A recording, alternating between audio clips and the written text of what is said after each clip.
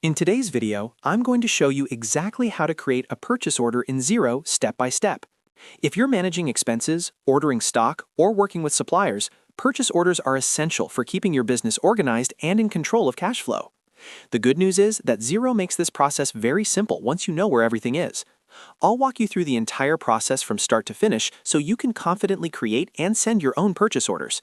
And if you find this tutorial helpful, make sure to hit that like button and subscribe to the channel for more easy Xero tutorials just like this. Now, let's get started. First, log in to your Xero account. Once you're on the main dashboard, look at the top menu and click on Business. From the drop-down menu, select Purchases Overview. Inside the Purchases section, you'll see different tabs. Go ahead and click on Purchase Orders. This is where all your existing purchase orders are stored. To create a new one, click the New Purchase Order button. Xero will now open a blank purchase order form for you to complete. At the top, you'll see the supplier field labeled To.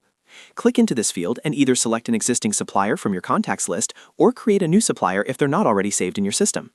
Next, set the date. This should be the date you're officially creating the order. Then, if needed, add a delivery date.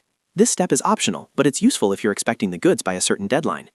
You'll also see a reference field.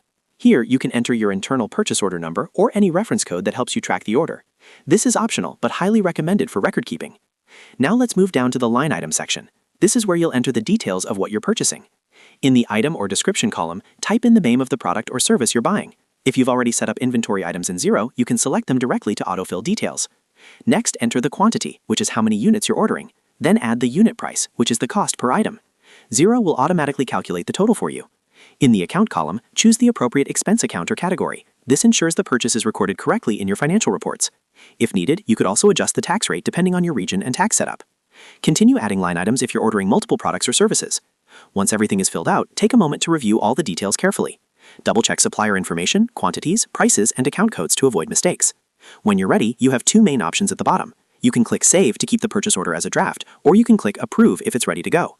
After approving, you'll also have the option to send the purchase order directly to your supplier via email from within Xero. This keeps everything documented and professional. And that's it. You've successfully created a purchase order in Xero. As you can see, the process is straightforward. Navigate to Purchases, create a new purchase order, fill in the supplier and dates, add your line items, review the details, and then save or send it. Using purchase orders consistently helps you track outstanding commitments and manage supplier relationships more effectively.